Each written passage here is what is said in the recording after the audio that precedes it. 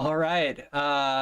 Thanks. Thanks for joining me. I'm Sam Irvin. This is 8 Note, the previously known as the Wednesday weekly 8 to 10 p.m. Live stream, Urban Music Studio live stream. It was too long of a name, so I've changed it to 8 Note. But I just realized today that there's like a sheet music website called 8 Notes. So I don't know, maybe it's time for another change.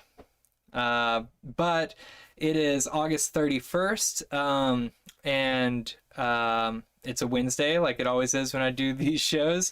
I started these shows to utilize the studio a little bit and practice my sound production skills, chatting with a guest and jamming for an hour afterwards.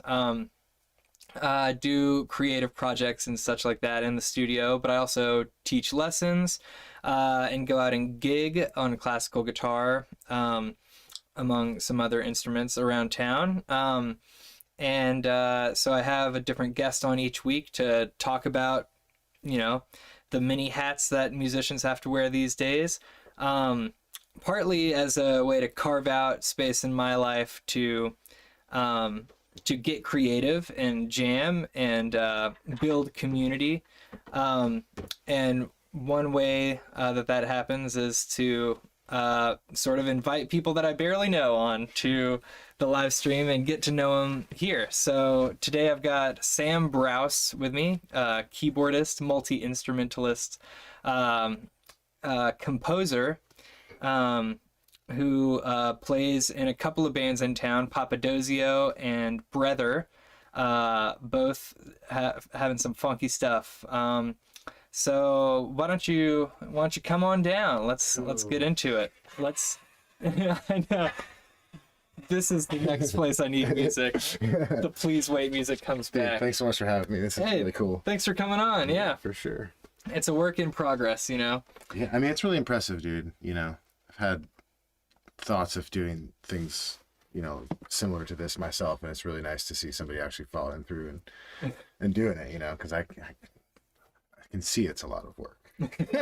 Yeah. Like you said earlier off camera, that, it's just going to take doing it consistently, over and over again.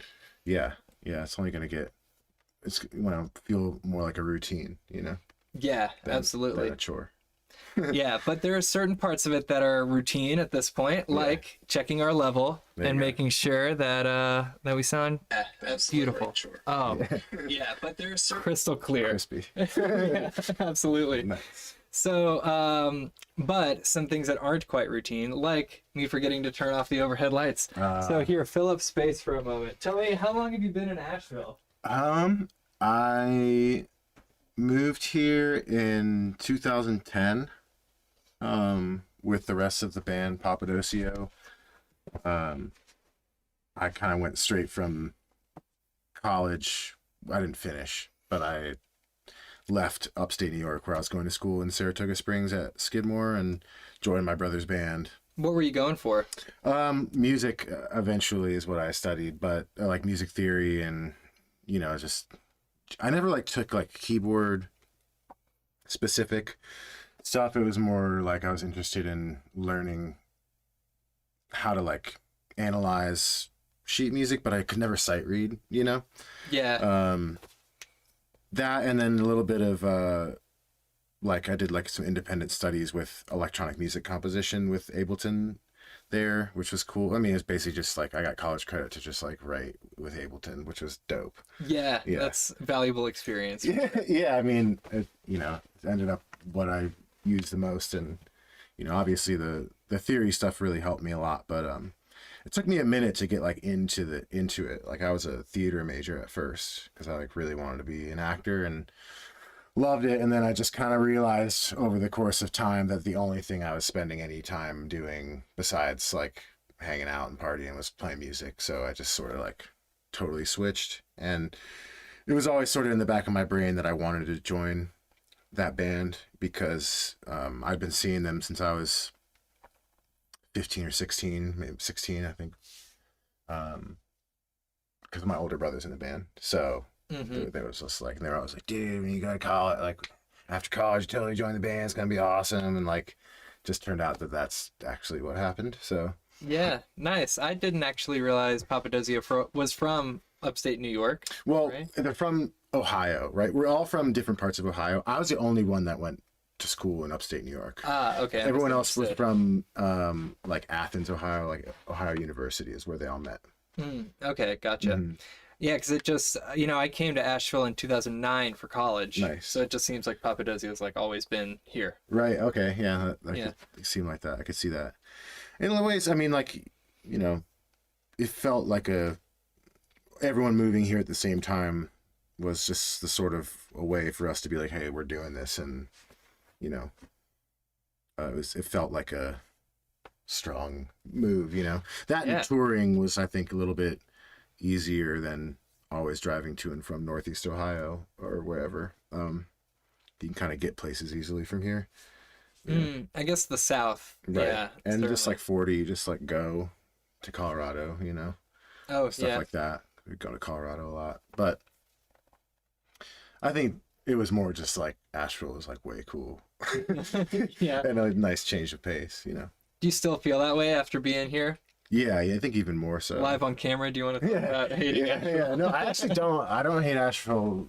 I mean, I think that all the growth and stuff is wild, but I think it's ultimately good. We'll see. I have to think that though. It would suck to just be all bummed about everything. I'm with you. Yeah. I feel like it's trendy to like hate on the growth, but Right. it brings a lot of opportunity with it. There's like more, I don't know, life than ever. Mm-hmm. Yeah, and it's like, there are opportunities for it to be bungled, but I don't think it will be. The all the stuff in the River Arts District is really exciting to me, like what they're gonna do down there, and hopefully, I just hope that like artists can stay chilling, because Yeah. it's definitely scary. You don't want to price out all the weirdness that made Asheville want you to keep it weird, That's or true. whatever. So yeah, that part's a little scary. But other than that, like, I mean, we knew this place was cool. That it was eventually going to be like people would find it. And I think I am that person anyway. Just 10 years ago, you know what I mean? Like, I Right. can't get mad at people for coming here. You came here before it was cool. No, Here. well, not really. Right. Yeah. No, Asheville was still pretty cool back then. Although I grew up in Brevard, Oh, cool. and so I've seen the growth. Yeah, like in the big time. '90s, it was like a much different place. Really? Yeah, alternative, grungy. I guess everywhere was grungier in the '90s. Sure, Maybe yeah. that was just the style. Mm-hmm. But yeah, I think Brevard did a similar turnaround as Asheville did to like embrace tourism. Mm-hmm. Um, which I think is great. I mean, there's plenty to offer in Western North Carolina. Just Right. the views and like the environment is great, but there are a lot of artistic people around, not just in Asheville, but Yeah. like Around. and just in the South. There's like a resurgence of I had Andrew Robinson on or Andrew Thelston on last week, who's a guitarist in town, who tours a lot, talking about just the South in general having way more places to play than they did like a decade ago. Yeah, for sure. All the markets are really good. Yeah, Atlanta. I mean, yeah, the touring out of Asheville is like pretty dope. Like I said, get a lot of places easily, and we just had a lot of success in some of the southern markets. We would go to Florida all the time, which is like kind of a thing that I think a lot of people like didn't do as much, maybe. Mm-hmm. But I just remember like, are we driving to Florida again? Like, I felt like I was just constantly like en route to Florida. But it worked out, building a fan base and all that. Yeah, tell me about that. I haven't gone that direction in my life, like touring Mhm. and really going all out. Was that like your full-time job? And Mhm. like what percentage of the time were you like in a car on the road? It's hard to say because I don't remember a lot of it. I mean, Sure. yeah. But I mean, a lot of time on the road. When I first joined the band, it was really aggressive, the touring, and it sort of stayed that way. But we got out of the van and got into a tour bus, we spent all the money on it. So it's like, but we couldn't do it in a van anymore. It's just like physically and mentally, it was just too much to do. Um, but I mean, I wouldn't change anything of what happened. It's just like, it's intense to like look back on some of like, we're coming up on this like 10-year anniversary of releasing this album, the first one that we made in Asheville and the first one that I worked on. So I've been getting all like nostalgic and like looking back on like videos and like interviews and stuff. And yeah, we were hitting it really crazy hard with just, but I guess that's what we thought we had to do. And I mean, ultimately it is what we had to do to get, you know, where we are now. But it's just interesting having a different perspective. You know, I'm about to be 34 and just thinking about like how I spent my 20s. It's just like, it's exhausting. And also the like, very thought. yeah, just like a lot, you know? But man, it was, you know, it's been fun and I just feel really, really lucky, you know, to even have the opportunity to do that. So well, it sounds like you made a deliberate choice, like went after your dream, and right. you know, I think that's awesome. I mean, there is a lot of luck involved, I guess. We all have privilege and stuff, but it sounds like you guys worked together to like earn, you know, a standing. And do you have more like ability to select what you're doing now? And do people in the band veto like, I don't want to go to Florida again, For you sure. guys? Yeah, we have way more conversations about realistic conversations about what's doable and not doable. You know, everybody has a different threshold for what they can tolerate, you know. But it's like way healthier than it ever has been in terms of like our dynamic and ability to like communicate those needs to each other. And also like we're working with a new management team called Pivotal, and they've been really great. And you know, I mean, our old manager was great too. We worked with him forever and ever and ever. He just took a job in Hawaii, kind of like during the pandemic, was like, I need a change, you know, which I totally understand. Yeah, because I kind of did a similar thing. Yeah, I mean, I don't blame him at all. So, yeah, you had to do a similar thing. I want to put a pin in that. Oh, how did you? Well, no, I worked at Bucci for a second. Okay. My brother got a job there actually during the pandemic and like working the night shift, and then my drummer got a job there too, and so I was like, I'll just go and work part-time and at the factory, and it was really cool. Met a lot of really awesome people in there, and I hadn't had like a job and you know, basically, I mean, I like was a busboy a couple times, you know, or like, so I was like straight from college into like, this is what it was. Like my whole life was just touring and stuff, so it was really interesting to have like a schedule, you know, like a job was really it got me through. I was losing my mind, you know, just not having anything to do, you know. It's such a change from what we were doing to like nothing, you know. Oh yeah, totally overstimulated. So did your tour like overstimulated, understimulated? Right. Yeah. Did your tour get like chopped off in the middle of it? We went to New York City, and right before we went, I was like, I don't know if we should be going to New York City right now. Oh yeah. Was it like February? No, it was March. We played on March 13th. In New York City. Whoa. Yeah. So like before we got on stage, they canceled that first NBA game. And everyone was like, huh?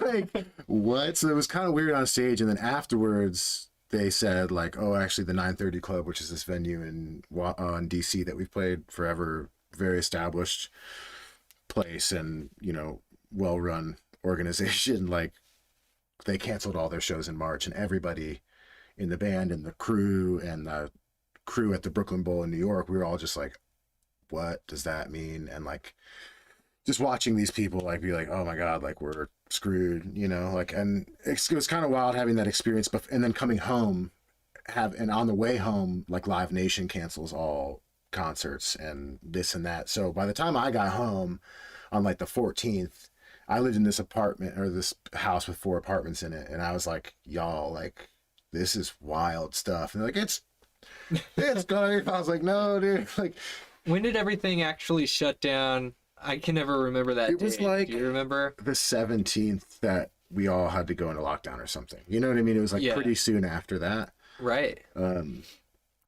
But it was wild having that experience, like, of like watching the industry shut down and before anyone else really, you know, at least at home, you know, everyone was still like, it's gonna be fine, it's gonna be fine. I was like, I feel like this is gonna be like a year, two, you know what I mean? Like, I don't know how you get back Yeah. from that, and like, yeah, but I had planned to go to Japan on March 20th was my plane dang, ticket. Yeah, it really sucked. no, But we ended up canceling it a little bit before that too. I think got the memo that it was going to be like somewhat serious. And I was just working these huge 12-hour days I would do like a whole shift at Moog, and then I would teach like for the Schools and Streets program for Leaf, and then I would teach some individual lessons after that. dang, So I was working like crushing every it. day a week, yeah.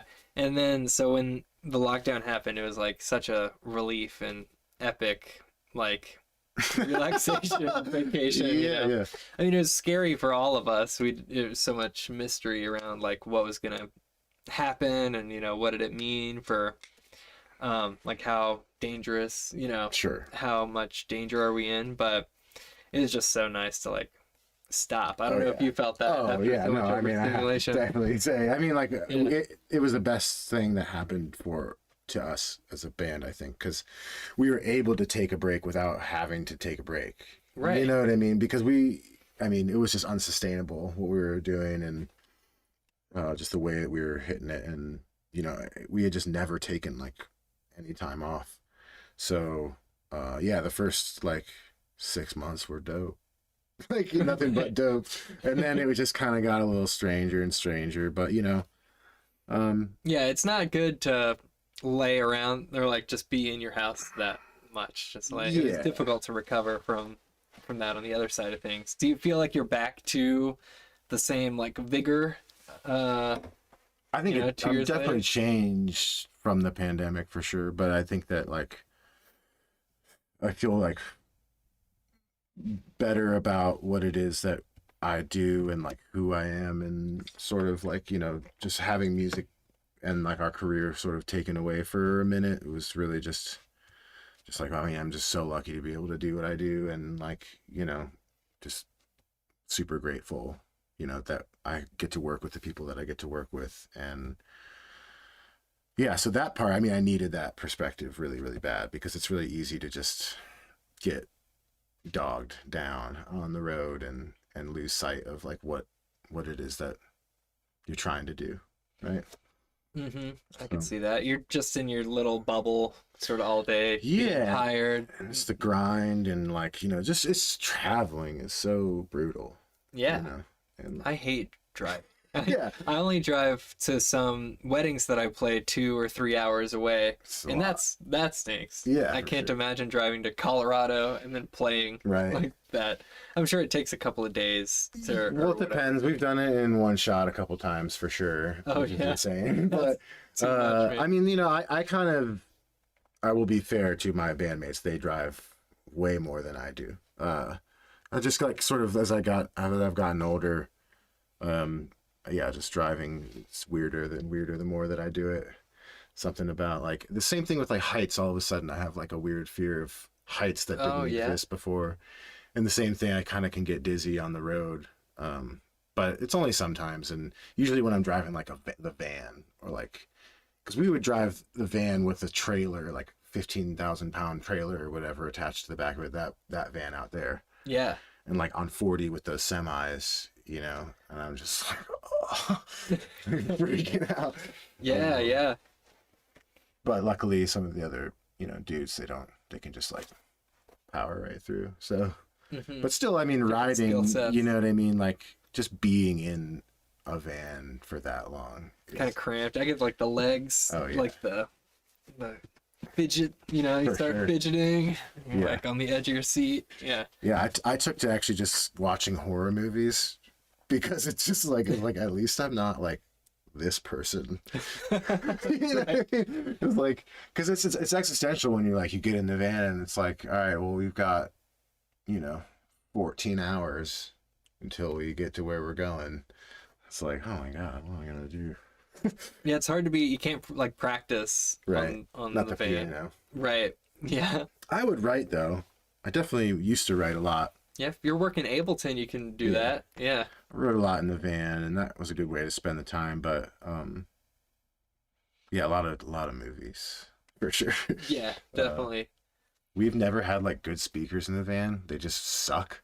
Like we never put money into it, which is funny That's because ironic. Yeah. yeah, it would make it a lot nicer. But um, we ended up just getting a new van, which is sweet. We got a Sprinter for the first time, just to sort of like bridge the gap between a van and a bus, and make it a little bit more doable when we have to do like crazy drives, which isn't that much anymore. But when it does happen, like it's still got to happen. Right. Yeah. Yeah. How Well, did you start playing music? well, I was like 7. My parents were musical. Cool. My dad's like was one of those people. I mean, he's still alive. He's one of those people who can strum a guitar and like make up lyrics, Oh, which cool. I'm not good at, but Mhm. like sort of storyteller. And my mom A could. bard. Yes, yeah, definitely a charismatic sort of dude like that. And then my mom played piano, like The Entertainer and other standard classics like that for Elise. And so it was like in the house growing up, I thought the guitar was cool. So I started guitar when I was 7 and then couldn't play, but like I remember like playing it for my music class, and identifying as like, oh, Guitar I player. could be this guy. Hmm. Then trumpet and band, and ended up like going to college for it. Um, but I don't know, I'm sort of a contrarian even with myself. So like I double majored in music and philosophy in college because Hmm. by the time I got to college, I didn't want to just be the musician Okay. guy anymore. And then by the time college was over, I was like, um, didn't want to be either of those guys anymore. Just took some time off to be sort of like a blank canvas. Hmm. And um, that wasn't like the best time in my life. And I think, like you were saying earlier, it made me really grateful for like what I had. Hmm. Like, oh, I guess this is the thing that I love because I'm miserable without Yeah. it, Got it. Yeah. you know? Um, and I had gone to college for jazz studies and was playing some jazz gigs, but started to gravitate more and more to like classical guitar because it was more like serene and peaceful. I was Hmm. there like sort of by myself in this like piece of music, and it was just like this, me fighting with myself, like patience and Sure. not distracting myself with ego or anything. Um, and when I'm soloing or like improving, there's all this kinetic energy, and I'm like, I get really tight, Hmm. and like really, you have to be very active. But with classical guitar, it's almost like continually ironing out this thing to where you're less and less sort of mentally active, and Hmm. you're just sort of Yeah. present. Flowing. Yeah. Yeah, yeah. Interesting. And then getting the job at Moog sort of introduced me to like the whole synth world, and talk about flowing. You Hmm. just are experiencing sounds, Right. really in it there. Um, but I think, I've played around in some bands, but I definitely have never, um, I had this uh, best friend who I was in a band with, like in high school and like into college, and we were gonna move to LA and like do the band thing Hmm. after college, but he ended up passing away, and so Oh that man, sort of fell apart, and I never really went into like that mode of being in a dang, band. It was that's that. awful, man. Sorry. Yeah, it's okay. Maybe it's a little heavy Yeah. live stream, but um, so I don't know. I toy around with it sometimes now, like, oh, could I do that? But now I'm like 31. I'm Mhm. like, I don't know if I'm ready to like throw myself into these late nights all the time and Sure. do the rock band thing. Yeah, but at Maybe the it's a same hobby. time, I think there's like a balance of, you know, doing it and not doing it. I don't think it's ever too late. I guess is what I'm trying to say. But I hear what you're saying. Like there is a lot that goes with it, especially if you're trying to like tour. But I don't even know how like people just you know live on the internet, and it's only gonna get more internety Yeah. and less like I don't know. I think we're like pretty close to like something really weird and exciting and different in like the virtual space. You know, it's not quite there yet, but Yeah, what's that platform? Stage It? Do you right. know what I'm talking about? Yeah, we did a couple live streams with them, I think, which was cool. I mean, during the pandemic, we were really lucky that we all lived in the same town because we could get together, you know, Yeah. and do it. But I just think that like with VR and stuff that's coming, like it's pretty like I mean, there's concerts on Fortnite all the time right now, you know. Oh yeah. And yeah, I heard it on the radio today when I was driving. It was like a Okay. Clear Channel radio ad for concerts in Fortnite, and I was like, "What?" Like, That's I can't even wrap my mind around that. yeah. Yeah. So I think that, you know, as that stuff gets cheaper and just more insane, which it is going to, you know, that I feel like user or fan experiences in the virtual space are going to be like really, really, really compelling. Yeah. Yeah. Yeah, I could see that. I think there are a lot of opportunities with Patreon. Aren't you doing that sort of thing? Yeah. And building a sound library or with your didn't we talk about in your composing role, you've got your music up there for people to purchase? Yeah, well, I've been trying to like just accumulate like a catalog of stuff from the past that I've done, like with some friends that make films and stuff. So they'd ask me to make music for it, and that's always been sort of like what I want to do. Like I really just have always really loved movies, and I think that Steven Spielberg and John Williams movies like affected me so hard as a child that it literally like I was like, ooh, that, you know. And then some of my heroes like Johnny Greenwood makes from Radiohead, makes music for movies, and Trent Reznor from Nine Inch Nails and all that stuff. So I think just as a stepping stone to like maybe someday do something like that, like just build a catalog of different cinematic-y stuff or stuff in different styles, and hope that it gets, you know, pitched for even if it gets pitched for something like a TV show, doesn't get picked is fine. You know what I mean? Honestly, it's just an excuse for me to just write more stuff.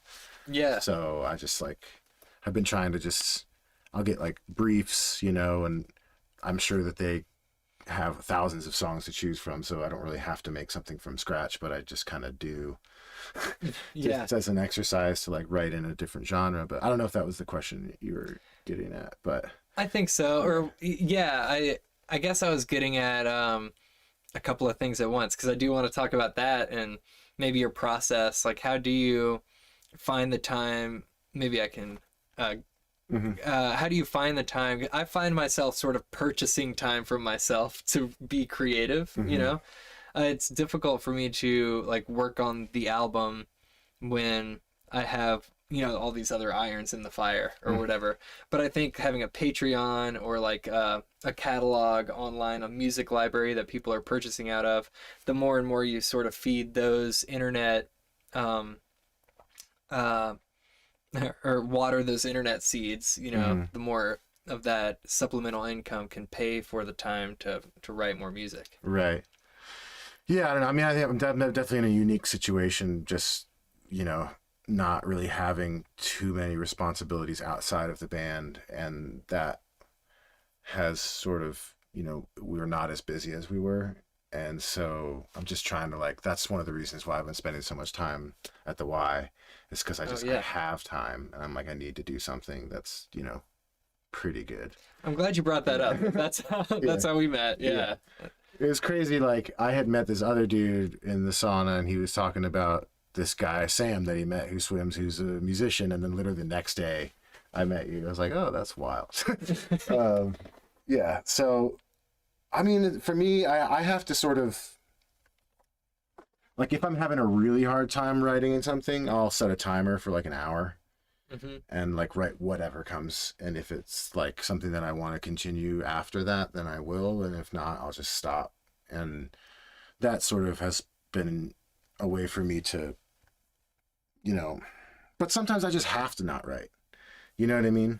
Like I have to turn it off because sometimes I just don't feel like it, you know, like that's just part of it, you know. It's literally like knowing when to what not to ignore, I guess. Like, because I, hearing music in my head and stuff, and if I'm sitting down just messing with the piano, sometimes I'll play something and I'll be like, oh man, now I'd have to record that, and then I was like, oh, Yeah.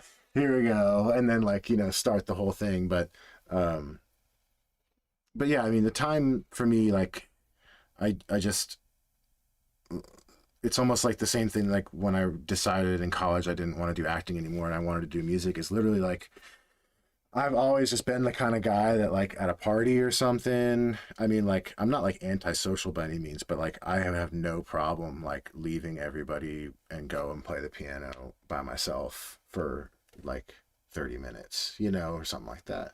Like, it was always just really a way for me that I found an easy way to like express myself, So Does that go back to like your childhood? Did you start playing music pretty young too? yeah, I think I mean, I can't remember exactly when I started playing.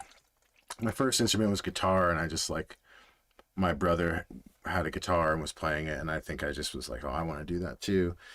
And yeah, it just sort of like came easy to me, you know what I mean? Like, it wasn't really, for some reason, all of the guitar came easy, and then I found the keyboard, and that really, like, something clicked with the keyboard in a way that, like, What's the best instrument? it's nice. It really is nice. It's all right Black there. and white, all the theory exists in like this amount of space. And there's no B He's string. always going to be that note. Yeah. There's no B string. Yeah, dude, the B string Go out of tune. loses. Well, no, I'm just like, when I would try and learn like scales on guitar and stuff, I'd always get to the B string and be like, why is this have to Why be did different? they shift everything? But yeah, but I get why. But it's just like, there ain't no B string on the piano, so that was like, all right, cool. They flow, but there's the 10 fingers, but like 8 notes in the scale. That always, like, just using, in Okay. class piano. That always threw me. Right. Yeah, I don't know. Yeah, I really wish that I had taken like classical music lessons. I never did. Like, as a child, my parents never like forced me into lessons. I guess the only way that really happened was my mom like insisted that I take orchestra and like, I wanted to play cello, so it was fine. Like, I thought the cello was cool, but Yeah. like, she was like, I was like, I don't know if I want to keep doing this, but she like made me keep doing it. And so that kind of was my introduction to like classical music and like playing. Do you still have a cello? I don't have one, no. Oh man, cello's so love the cool. cello, Oh, though. absolutely. Yeah. Yeah. And I really enjoyed it. I really enjoyed the experience of playing in an orchestra and sort of like seeing how each section had their own parts, and like, it was a good experience, And the same thing with the choir. I sang in choir, and that too, like, was about as close as to classical music as I ever got, but with the piano, never. Like, it don't make any sense to me how you're supposed to read two things at once Let alone, and like, play 4 it. things. Yeah, Yeah, it's like contrapuntal what? sort of line. Or like the crazy dudes with the organ. Oh Like, yeah, those dudes are aliens. for sure. I love those. I meet a lot of those like super old lady organ players in churches, at Nice. weddings or funerals that I play, and like they're all just talk about like music is their thing. yeah, dude. Like, I recently had just some old lady without me, asking her anything. She's like, I'm gonna die here, like behind the organ. Like, I'm just gonna die in this church playing an organ. It's great. Rock I and was like, roll. all right, cool. Dang. This is a morbid episode That's okay. Life's morbid. of 8 Note. Yeah. Do you think I should change the name 8 Note because of this website 8 Notes? It's got the S. No, I don't think so. You think I'm safe? I think you're cool. All right, Yeah. good. I like the name. It sticks me at 8 p.m. There you go. Yeah, Yeah. yeah. No, I like it. I like the name. All right, cool. Thanks, man. Yeah. Thanks for being on. Yeah. What were you talking? Oh, cello, being part of a group. Oh, I was gonna say it's never too late to go back and take some lessons, man. I know. I took some over this past winter, and I worked with a former guest on the show, Andy Urich, and he took me through I bought Bach's cello suites arranged for guitar, Dang. and then it happened that it was his guitar teacher in college who had arranged them. Whoa. So we went through those together like over the winter. Oh, nice. Like fixed my posture. And, Yeah, that's the biggest thing for me that I definitely need. My technique is just so terrible from just like never having, exactly. like legitimately the ruler on the hand or whatever. Somebody to hold you accountable. I yell at I don't yell. I tell my students all the time, like, stick your thumb down. I'm telling them what to do. But I needed another pair of eyes on me, somebody outside of myself. So I would recommend it for any level. Yeah. I've been, it's been on the back of my mind for sure, and I want to do it. I just don't know exactly which direction I want to go, like whether or not I want to go.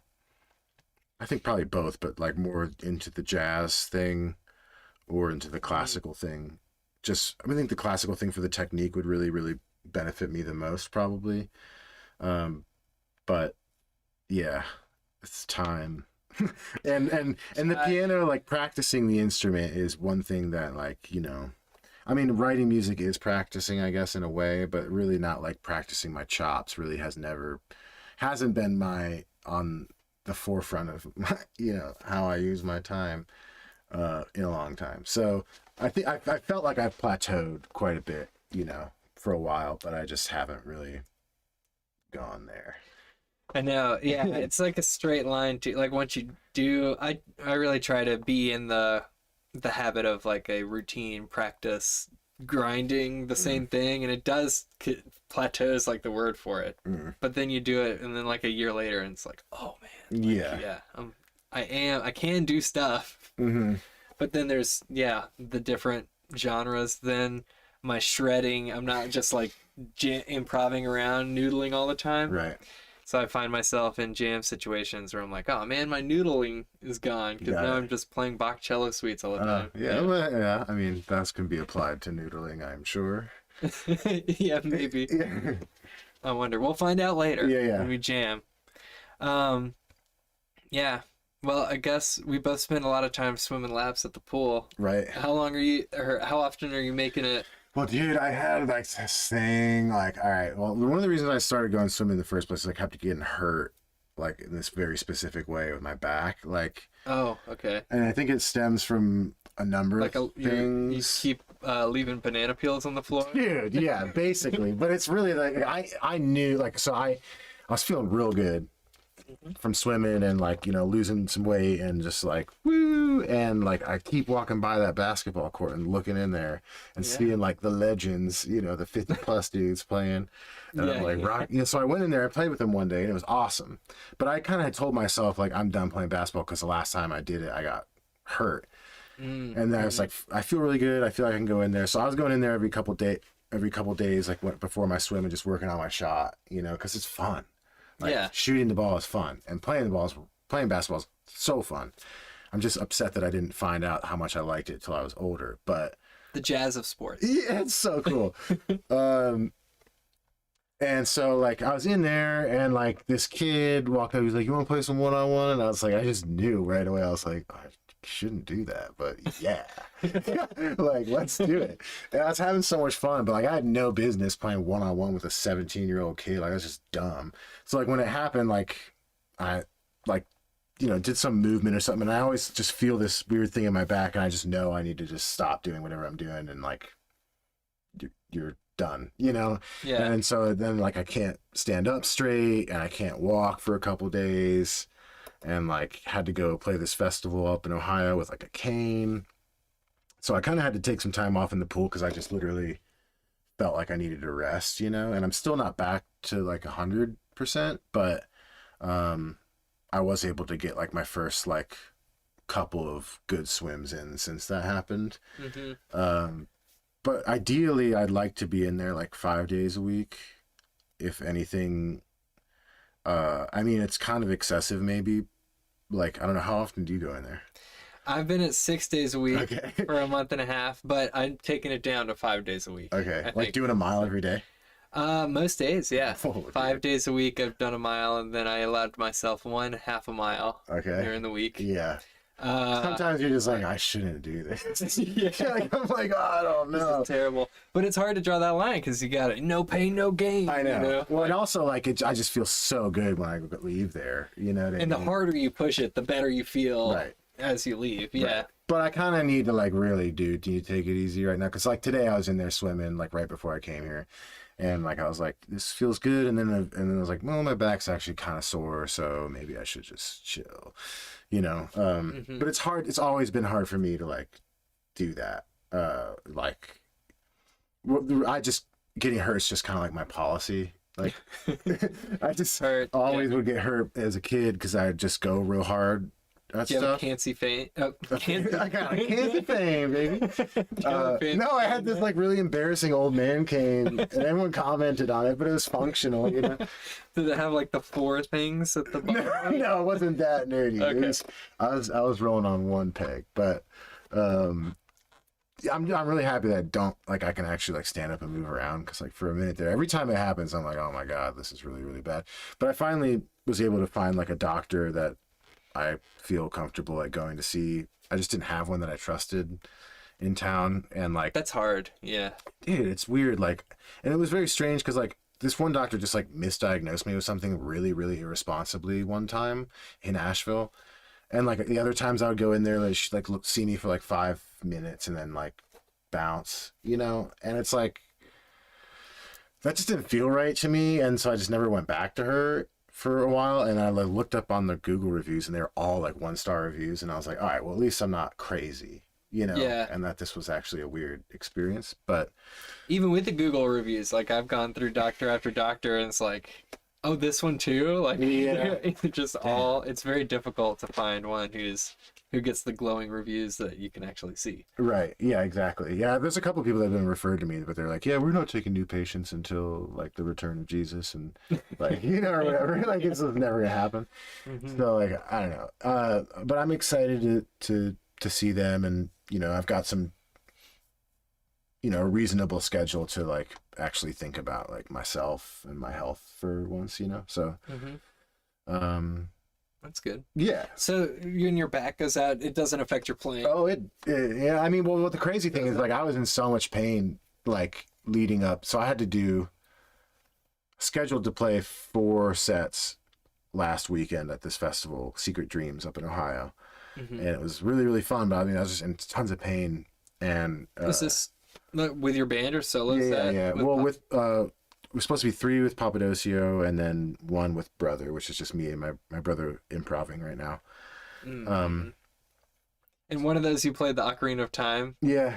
Yeah. That's super cool. Yeah, we did an entire video game tribute set, so it was like, yeah, it was really fun. Like at least a dozen times I've just put that on Yeah, in the background. It's oh, so yeah. good. Koji Kondo, Yeah, that guy's he's a genius. yeah, it's crazy. Like, and studying the stuff to learn it, like the Mario stuff, just how similar all of those songs are, like in terms of like their progression and just like the way. I mean, they're all in C, Right. basically. Yeah. Which is interesting that he did that, and then also that like a lot of the motifs are just like, you know, reworked to be in a new style or something, but they're all just so memorable. And then the Zelda stuff is just like literally had the biggest impact on me. Like that game, Ocarina of Time, just like was the first time I had ever seen music in a video game as like a, you know, more than just like background. Like you was like you were playing the ocarina, and it was like having an effect on what was happening. It was like, oh my god. It was super cool. Yeah. And they, it was the first video game too, that used leitmotifs, like an opera, where you hear the music before you see the character, like the enemies or whatever, you know, you're like walking along and then the music changes and you know, like, uh-oh. Yeah. Yeah. Oh, that's interesting. I didn't know that. That's cool. Yeah, that guy's, I mean, the amount of stuff that he did is just crazy, you know? Yeah. I think prolific. he did all the way up to like Twilight Princess. Oh yeah, is he not? He didn't do Breath of the Wild. I'm not sure. I don't know. I don't know either, but I think he did Odyssey, the newest Mario for the Switch. Yeah. Okay. Yeah, I mean, damn, he's just still doing it. Yeah. It's like the John Williams of I video was game music. wondering, I was teaching a guitarist an arrangement of the Super Mario like theme, the ground theme, and it's like three notes sort of moving contrapuntally, and there's a lot of fourths, and I was wondering if they sounded nicer on like the 8-bit like terrible like saw Hmm. thing, if those intervals just happen to sound nicer, and that's why he's using a lot of them, Right. sort of like Gregorian chants back in the Hmm. day. Another cycle of that is like Koji Kondo and other video game, early video game composers having to use certain, like being restricted in that way to using Oh yeah, certain intervals that would sound better, or using C because they're writing with this weird like code or keyboard, probably. like Yeah, yeah, that's probably had something to do with it for sure. Yeah, I watched this YouTube video talking about how he like writes in like patterns, right? So it's like not necessarily in any key sometimes, I think of like just like I don't know, he'll just take like a pattern, like, he'll go up a third, down a half step, up a third, down a half step, up a third, but like in this weird way where it's like not in any key. but with But the it's, little melodies like yeah, do do do do do do do do do do, like yeah, yeah, or yeah. just like do do do do do do do, Oh like that yeah, type yeah, of yeah. stuff. Mhm. But and then it's like fractal though, like so like those patterns will be, I don't know, it's just very interesting stuff.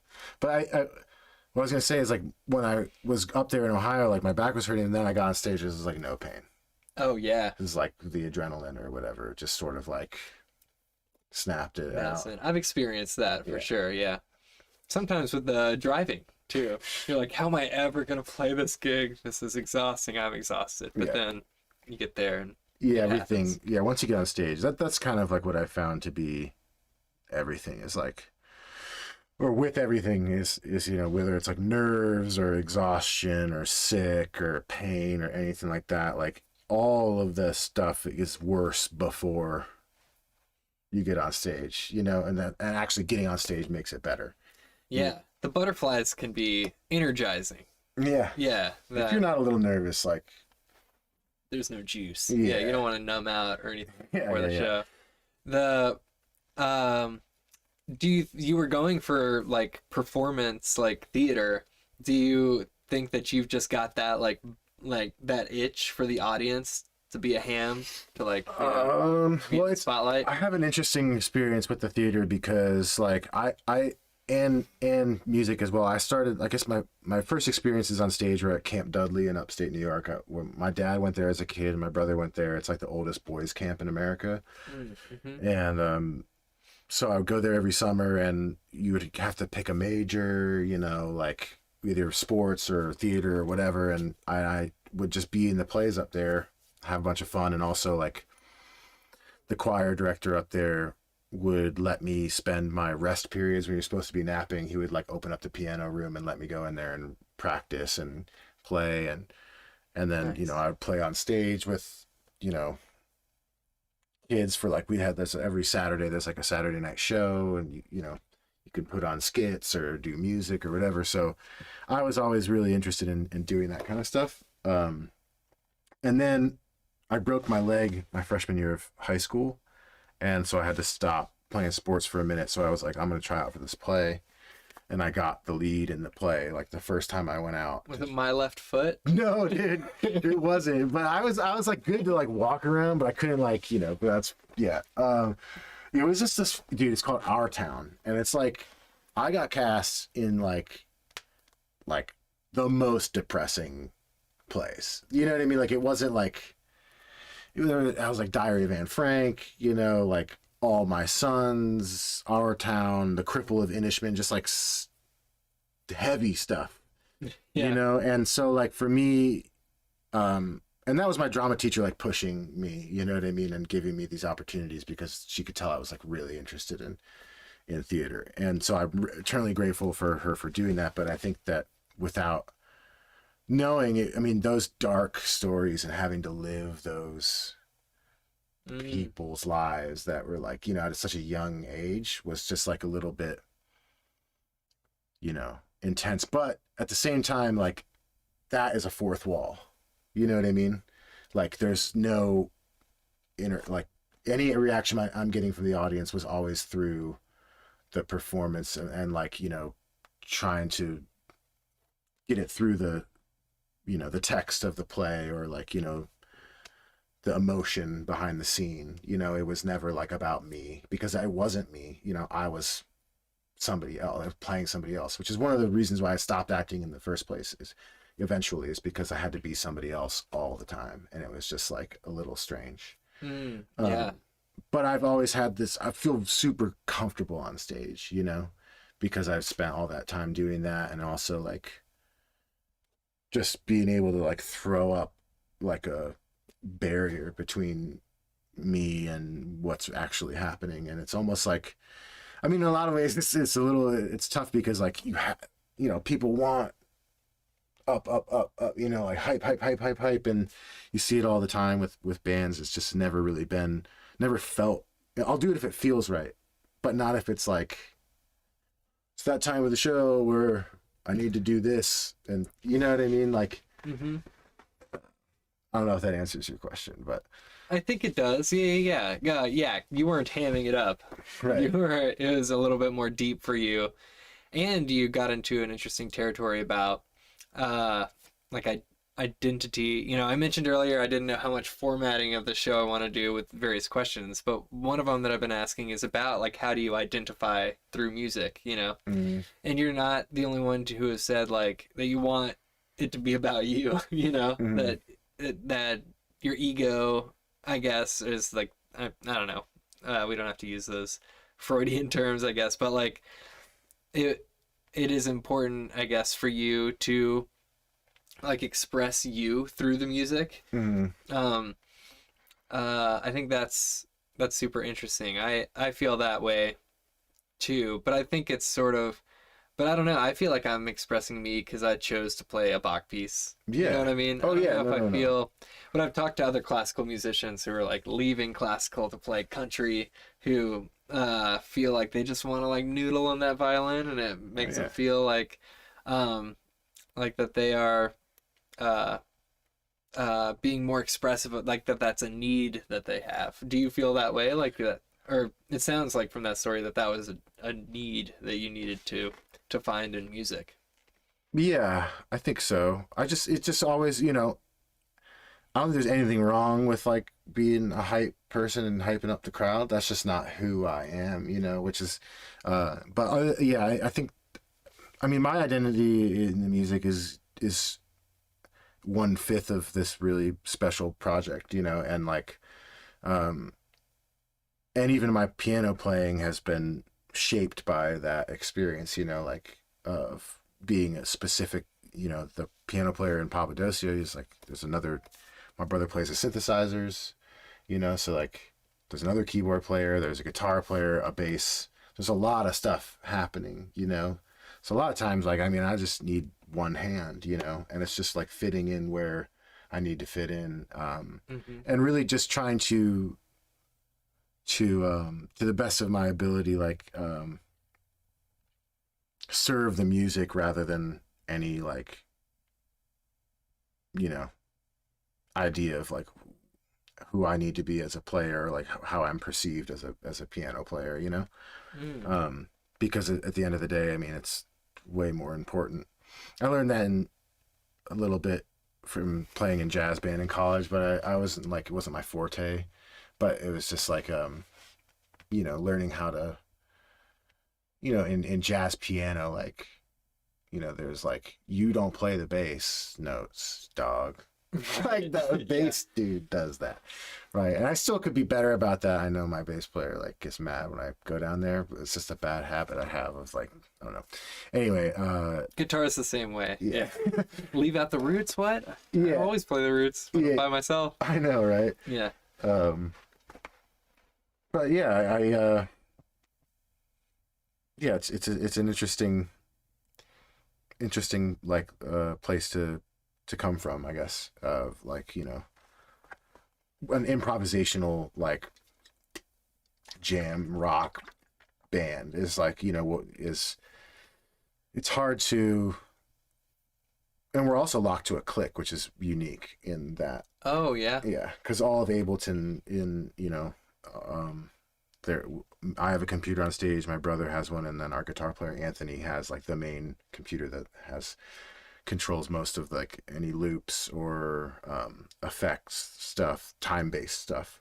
But so we're all locked to a click. But I think that's really beneficial in some ways, because it makes it so that we can totally lose all rhythmic things and still be, come back when it means, you can take elements out and bring them back in a way that, like, with more ease, I feel like, then, if not everybody's like literally hearing when that's gonna happen. Yeah. So you guys all are listening to the click the whole Mhm. time? Oh, interesting. Mm-hmm. That's cool. And we have control over like how loud it is. Like some people need it louder than others. Right. Yeah. The logistics of that, I'm sure, get really complex. Who's adding what to what, scene and in Ableton, and how do Yeah. you guys put that all together. It's We only have 1 minute. We should have gotten into that. Now Oh, that damn. I'm so curious about the technical aspects of that. That's the Oh, other sorry. main question that I've been asking people. What's like so maybe just one, like what's a problem and a solution that you found like in music, like a logistical one that maybe somebody watching could learn Right. a tip from. Oh boy. No pressure. Uh, I think that less is more on stage now. I toured around with like a Rhodes and like, Space Dude. Echo on top of the Rhodes, and like went full on like Rick Wakeman status, Yeah, that's a lot. for That's a a while. lot of heavy gear. Yeah, I had like a Rhodes, Space Echo on top of the Rhodes. I had my Yamaha S90, the Prophet on top, and then the Moog next to it every night. I feel. And the stage was always dented. Yeah, for sure. It was fun and it was cool. And I listened back to those recordings and I'm like, dang, that's really dope. But I mean, you can just get so much done digitally now that, I mean, just using Ableton. I on stage, I pretty much only use Ableton to, with the band, switch software instruments inside of Ableton to then play. Yeah, shit, I didn't realize. I thought we'd been talking for like 10 minutes. I told you, man. I try to warn all again. That hour just flies by. We're gonna feel that same way in the jam. Yeah, here. let's talk about my stupid back. Dang. How to find a good doctor in Asheville. Yeah. Talked about death a lot. Well, thanks again for coming Dude, on. thanks I'll for just have having to have me. you back. I would love We that. could talk man. more. I'd love that for Cool. sure. I've been joking that I'll do a season 2 once I iron out all the kinks. There you go. Yeah. So Sam, Yeah, Sam. let's jam. Cool. All right. And then everybody, thanks for tuning All right. in. Instagram, I'm going to turn you off, but everybody else, please wait, and we'll be back in a few with a jam, and enjoy my sweet new guitar Please Wait music. All right. I'm gonna knock over this mic. All right. Bye, Instagram.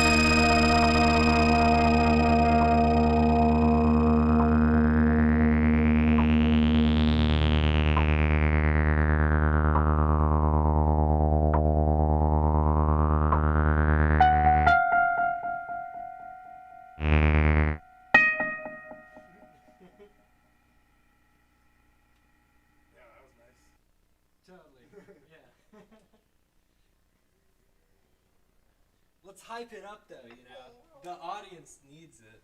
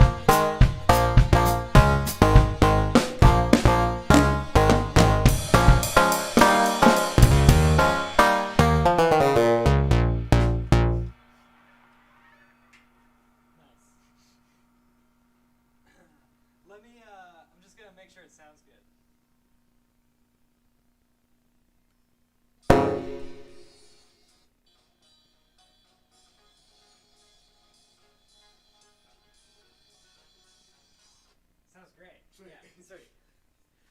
You want to keep doing this? You feel good? What do you? You want to try switch it for a second? I don't know. Yeah, let's do it.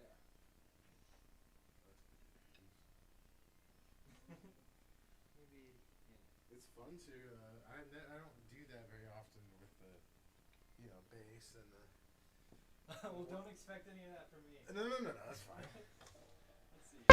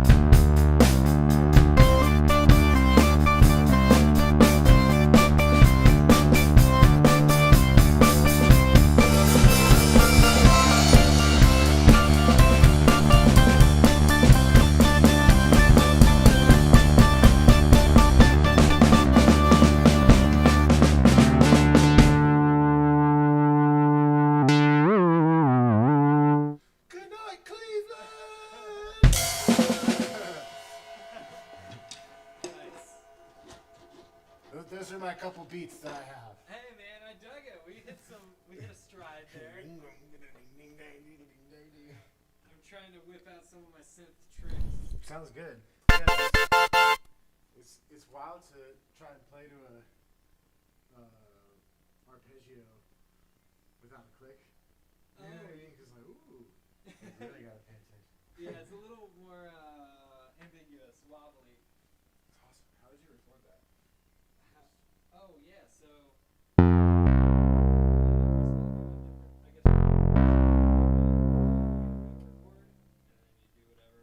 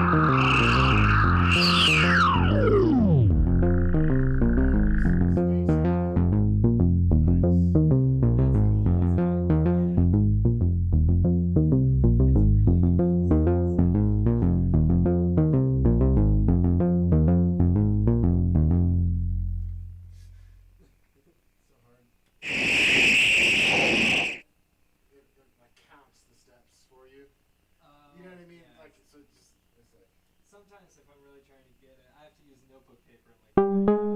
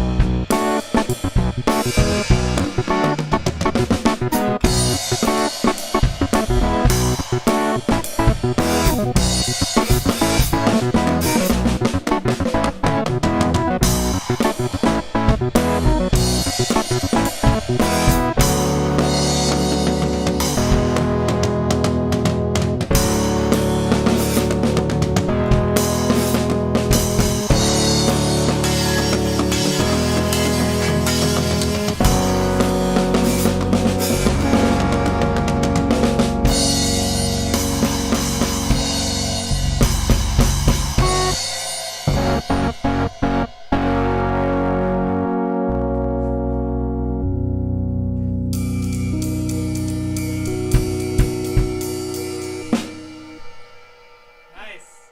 I think that does it. Yeah. Hell yeah, man. Where do we go from there? You know. Yeah, that was cool. Nice. Yeah, once I can find a patch that's nice, because I'm just so not used to like navigating this thing. Yeah. I almost feel like it has like four. Maybe patches. Well, but I've only ever seen these ones. Are you going through all the banks? But it doesn't like change. So it's Oh, it doesn't? So, am I, you know, there are a zillion that you can download. Right. People make them and stuff, and I haven't installed it.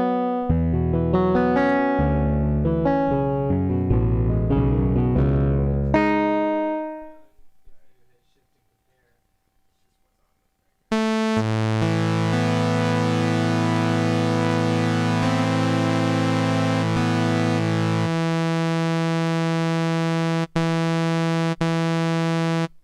You gotta make sure that you're coming through the filters. Yeah, there's just so much of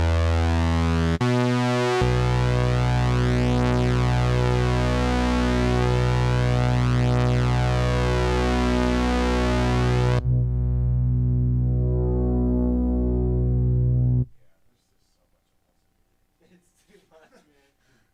No, I think it would be an awesome studio piece to have. You just gotta, I guess, I don't have to spend time. Okay. Well, I know. Well, welcome. You're welcome back. Thanks, man. Yeah, that was really fun. I appreciate it. Sorry we didn't get to the talking points that we wanted to. No, we totally did. Okay, cool. Let's say goodbye. Bye, Bye. everybody. Good game. Bye. Good game.